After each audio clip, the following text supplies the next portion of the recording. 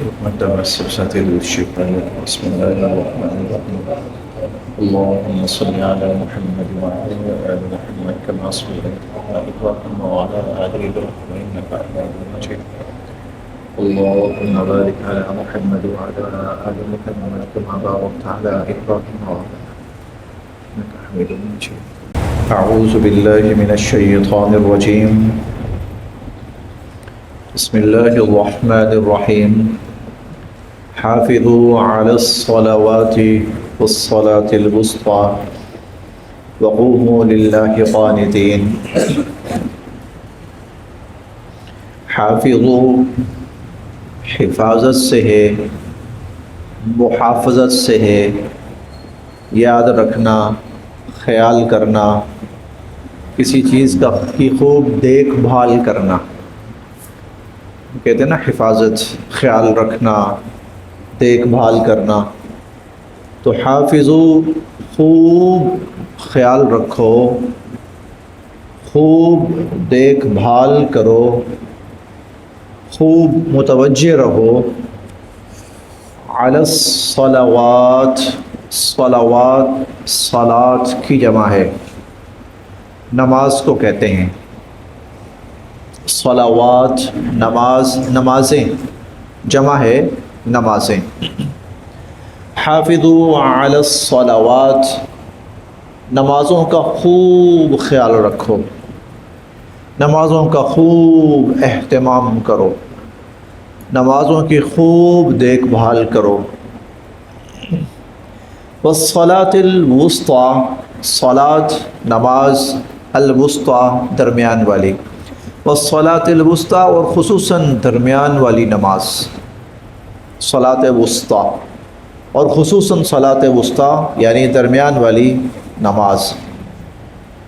وقوموا اور کھڑے رہا کرو، للہ اللہ کے حضور، قانتین مؤدب ہو کر، ادب کے ساتھ، با ادب، اور اللہ کے سامنے با ادب اور انکساری کے ساتھ اور عاجزی کے ساتھ اور خاموشی کے ساتھ کھڑے رہا کرو.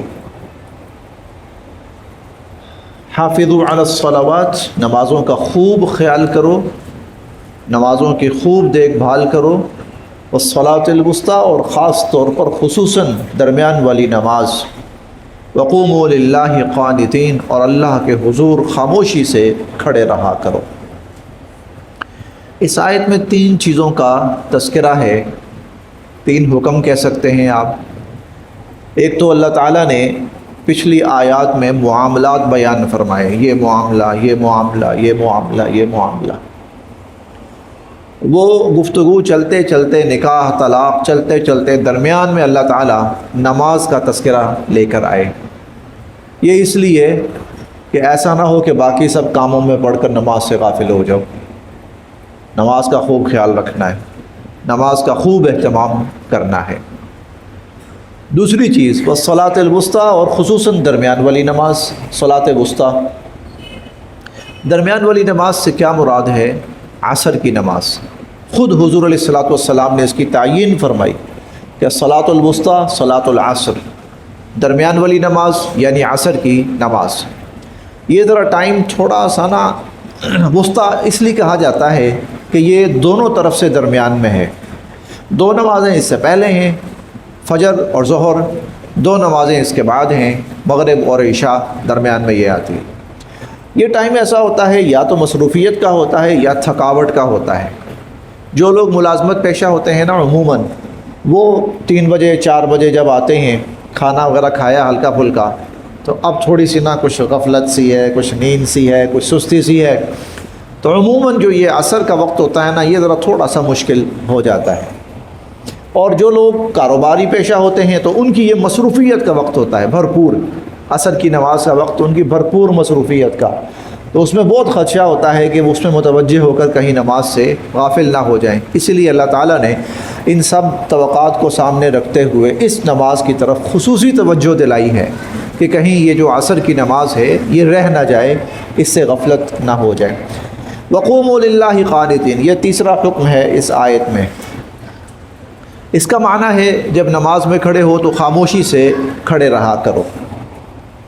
اصل میں شروع میں نماز کے اندر بہت گنجائش تھی۔ وہ گنجائش اس طرح سے تھی کہ حالت نماز میں لوگ آپس میں بات چیت بھی کر لیتے تھے، دعا سلام بھی ہو جاتا تھا، آنے والا سلام کرتا تھا، لوگ نماز پڑھ رہے ہیں وعلیکم السلام، نماز کے اندر ہی جواب دیتے تھے۔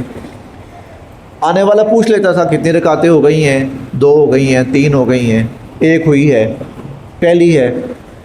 تو اگر نماز 1-2 رکعتیں ہو گئی ہیں تو وہ آ کر جو پہلی رکعتیں ہو گئی ہیں وہ پہلے پڑھتا تھا، پڑھ کے پھر جماعت میں شامل ہو جاتا تھا۔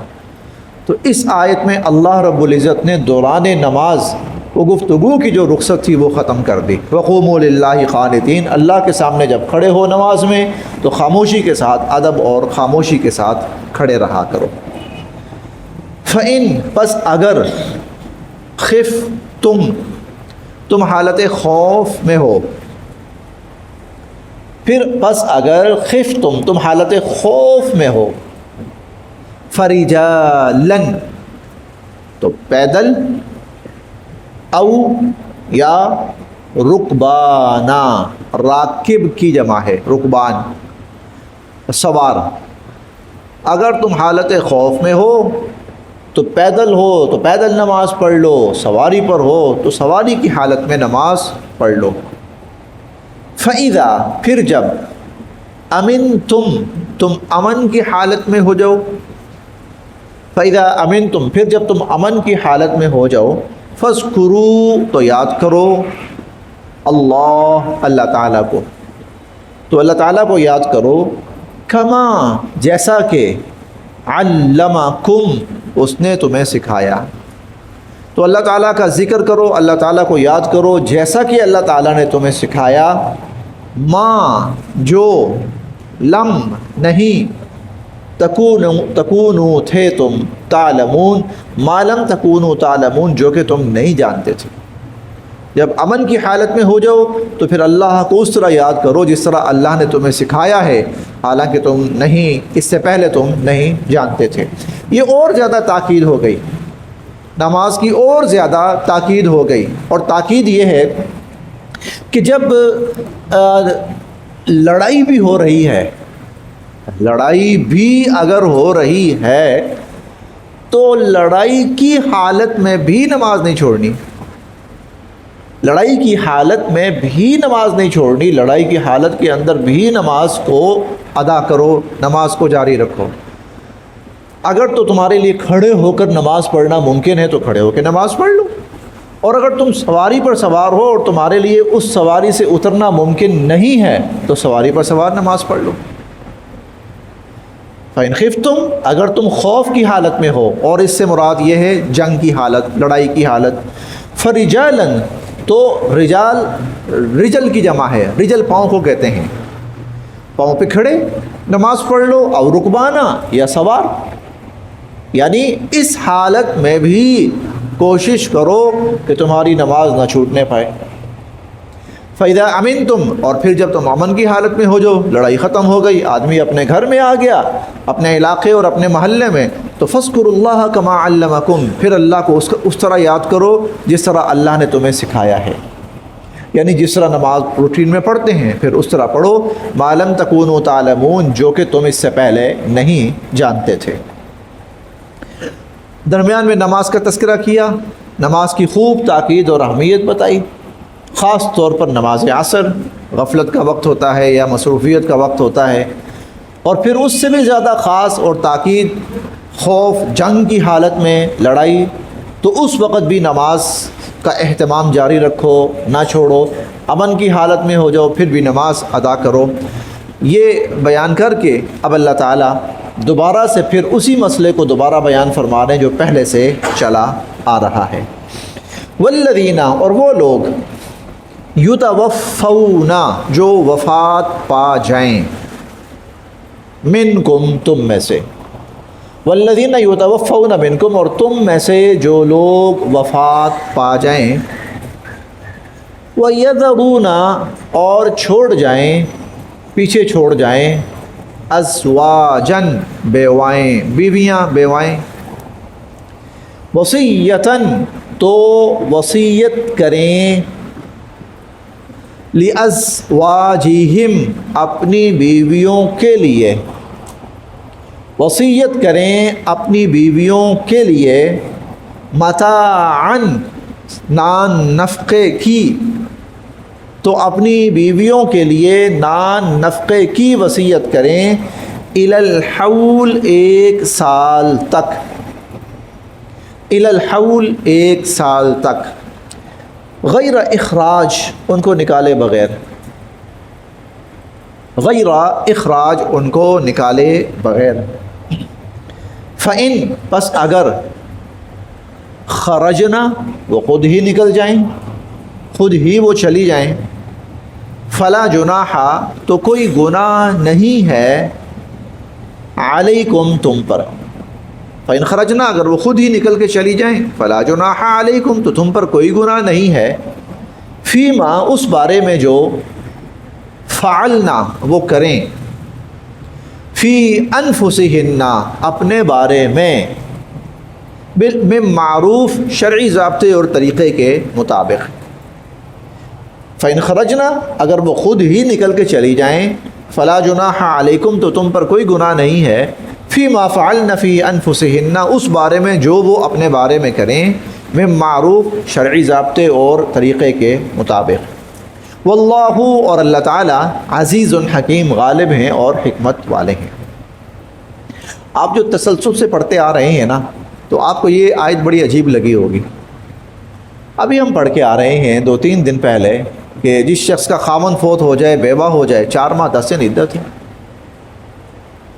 یہاں اللہ تعالیٰ فرما رہے ہیں کہ جس کا خامن فوت ہو جائے تو وہ وصیت کر کے جائے اپنی بیویوں کے لیے، 1 سال تک ان کو نان نفقہ دیا جائے۔ تو قرآن کریم کو نا ترتیب کے ساتھ یا اہتمام کے ساتھ یا تفصیل کے ساتھ پڑھنا بڑا ضروری ہے۔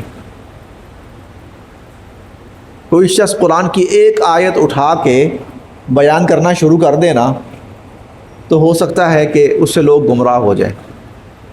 مثلا کوئی شخص کہہ سکتا ہے قرآن میں آتا ہے یار عورت گھر میں رہے گی 1 سال تک، یہ پتہ نہیں مولویوں نے کہاں سے مسئلے بنا لیے۔ جیسے بعض لوگ کو یہ ایک حدیث سنا دیتے ہوتے ہیں نا، پورا ذخیرہ نہیں، پورا چیپٹر نہیں، ایک حدیث کہیں سے اٹھا کے سنا دی، قرآن کی ایک آیت کہیں سے سنا دیں، فتنہ کھڑا ہو سکتا ہے۔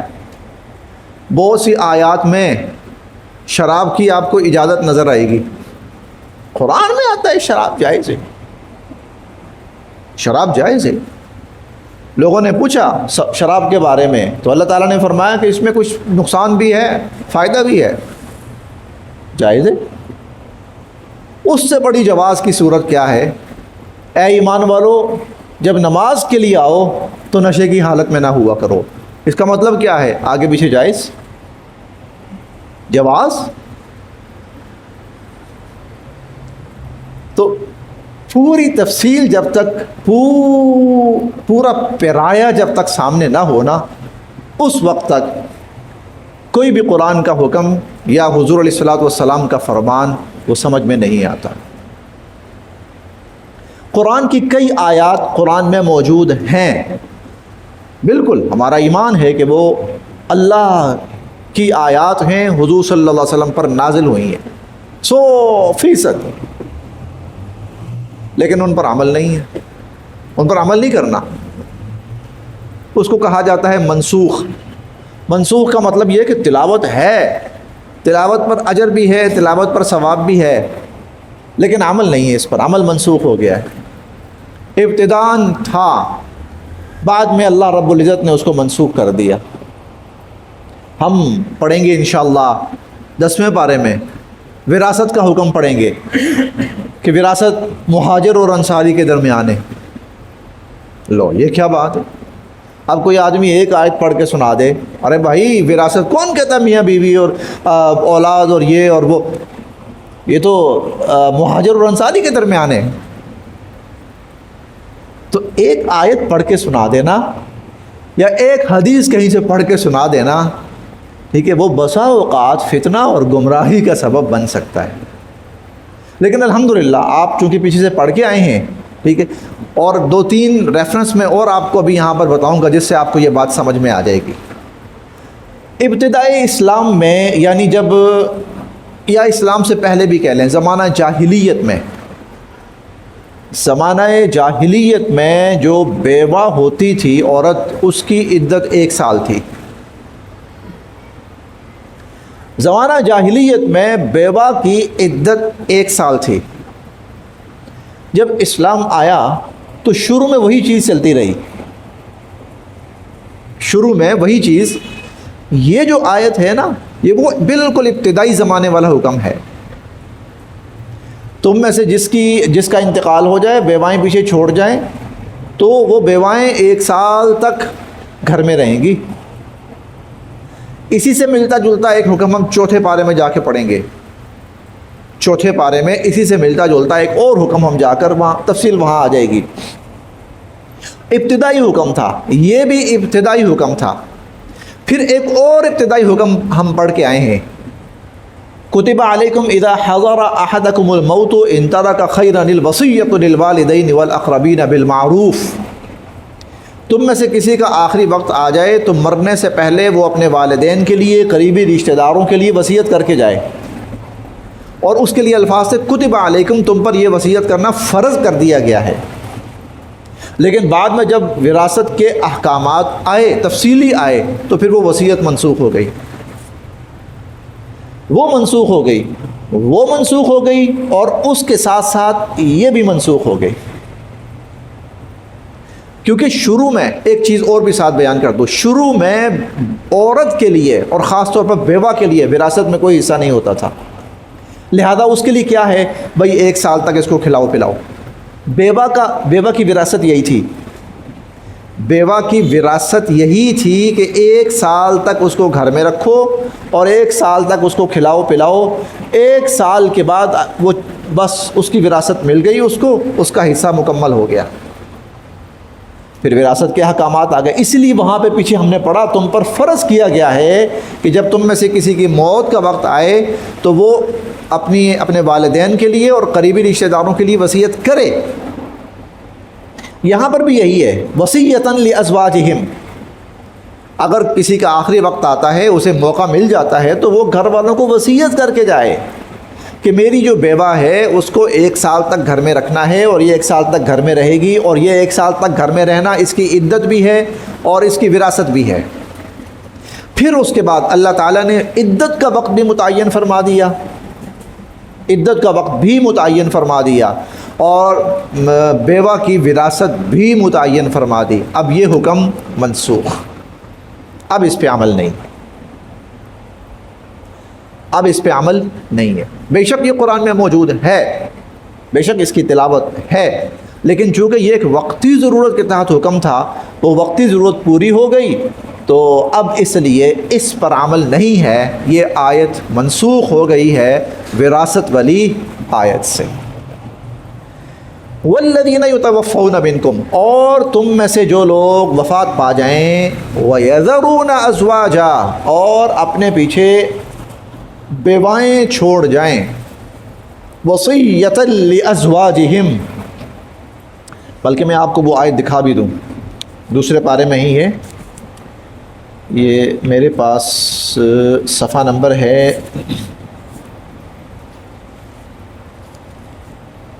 جی، میرے پاس صفحہ نمبر 17 ہے اور آیت نمبر 180 ہے.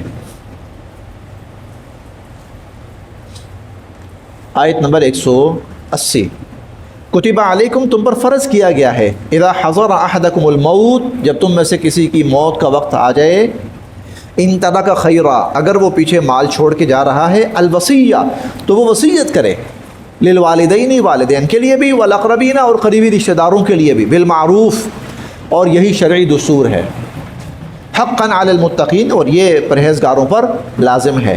یہی وصیت یہاں پر بیان ہوئی ہے، یہی چیز. وصیت کیا ہے؟ والدین کے لیے تو وصیت ہو گئی، بیوہ کے لیے وصیت یہ ہے کہ 1 سال تک غیر اخراج، میری بیوہ کو گھر سے نہ نکالا جائے، کھانا پینا، نان نفقہ، سب یہ اس کا حق ہے. پھر ہم نے 2 دن پہلے بیوہ کی، بلکہ کل ہی پڑھی تھی، بیوہ کی ہم نے عدت پڑھی تھی. یہ آیت نمبر 234 ہے. والذین یتوفون منکم، تم میں سے جو وفات پا جائیں اور بیوائیں چھوڑ جائیں، تو یتربصن بانفسہن 4 اشہر وعشرا، تو وہ 4 ماہ 10 دن اپنے آپ کو روکے رکھیں گی، انتظار کریں گی. 4 ماہ 10 دن. اچھا، فَإِذَا بَلَغْنَ أَجَلَهُنَّ، جب وہ اپنی عدت پوری کر لیں، فَلَا جُنَاحَ عَلَيْكُمْ، پھر تم پر کوئی حرج نہیں ہے، فِي مَا فَعَلْنَا، جو وہ اپنے بارے میں کریں، بشرطے کہ وہ شرعی طور پر درست ہو. پھر کوئی گناہ، کوئی حرج، یعنی وہ آگے شادی کرنا چاہتی ہے، ٹھیک ہے. والذین یتوفون، جو وفات پا جائیں، منکم، تم میں سے، وَيَذَرُونَ أَزْوَاجًا، اصل میں نا بظاہر ایسا لگتا ہے کہ قرآن کے کچھ حکم ایک دوسرے سے ٹکرا رہے ہیں، بظاہر ایسا لگتا ہے. وہ ٹکراؤ نہیں ہوتا، وہ دراصل اپنے اپنے وقت کی حکمت عملی ہوتی ہے. ابتدا میں کچھ اور بعد میں. مثال کے طور پر حضور علیہ الصلوۃ والسلام نے منع فرمایا قبرستان نہیں جانا، منع فرمایا قبرستان نہیں جانا. اچھا، پھر قبرستان جانے کے فضائل بیان کیے، جاؤ یہ کرو وہ کرو، دعا کرو، دعا سکھائی قبرستان میں جانے کی، السلام علیکم یا اہل القبور یا السلام علیکم اہل الدیار. 2 دعائیں ہیں، زیادہ ہیں بلکہ 2 سے بھی. تو بھئی جب جانا ہی نہیں تو دعا کیوں سکھا رہے ہیں ہمیں؟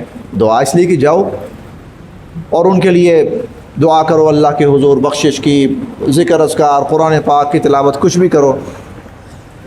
تو زیارت القبور کے نام سے باقاعدہ ایک چیپٹر ہے. اب یہ کیا ہے؟ 2 چیزیں ٹکرا نہیں رہیں. شروع میں جب لوگ مسلمان ہوئے تو ان کے اندر شرک بہت زیادہ تھا، شرک سے نکل کے آئے تھے نا. قبروں میں جاتے تھے تو وہ قبروں والوں کی پوجا کرتے تھے، تو ابتداً اصلاح کے لیے منع کر دیا گیا. چنانچہ کچھ عرصہ مسلمانوں کا قبرستان جانا ممنوع رہا. پھر حضور علیہ الصلوۃ والسلام نے فرمایا، کنتو نہیتکم، میں نے روکا تھا تمہیں، عن زیارت القبور، قبروں کی زیارت کرنے سے، یعنی قبرستان جانے سے، فزوروہا، اب میں تمہیں حکم دے رہا ہوں کہ قبرستان جایا کرو اور قبروں کی زیارت کیا کرو. فإنہا تزہد فی الدنیا وتذکر، کیونکہ یہ انسان کو، جو قبریں ہیں نا، قبرستان، یہ انسان کو دنیا سے تھوڑا سا بے رغبت کرتے ہیں اور آخرت کی یاد دلاتے ہیں، اس لیے جایا کرو. تو قرآن کے جو اس قسم کی آیات آتی ہیں جو بظاہر آپس میں ٹکرا رہی ہوتی ہیں، وہ ٹکرا نہیں رہی ہوتی، بلکہ ایک حکم کسی مخصوص وقت پہ آیا وقتی طور پر، اس کے بعد مستقل حکم بعد میں آیا. وصیۃ لازواجہم، تو یہ لوگ وصیت کر جائیں اپنی بیواؤں کے لیے، متاعا الی الحول، کہ 1 سال تک ان کو ساز و سامان، نان و نفقہ دیا جائے، غیر اخراج، اور نکالا نہ جائے. فَإِنْ خَرَجْنَا، ہاں اگر وہ خود ہی نکلنا چاہیں، اگر وہ خود نکل جائیں، مثلا کچھ عرصے کے بعد عورت کہتی ہے جی میں تو جا رہی ہوں، فَإِنْ خَرَجْنَا، اگر وہ خود ہی چلی جائیں، فَلَا جُنَاحَ عَلَيْكُمْ، تو پھر تم پر کوئی گناہ نہیں، تم پر کوئی گناہ نہیں ہے، فیما، اس بارے میں جو فعلنا، وہ عورتیں کریں، فی انفسہن، اپنے بارے میں، معروف شرعی دستور کے مطابق. واللہ عزیز حکیم، اور اللہ تعالیٰ غالب ہیں اور حکمت والے ہیں.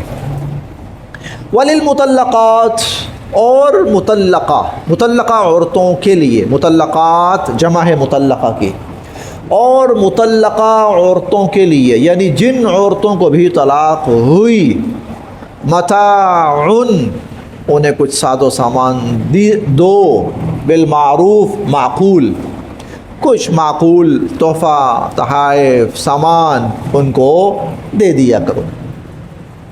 حقاً، یہ لازم ہے، علی المتقین، پرہیزگاروں کے لیے، یہ لازم ہے پرہیزگاروں کے لیے. یہ تفصیل بہت دفعہ پیچھے ہو چکی ہے.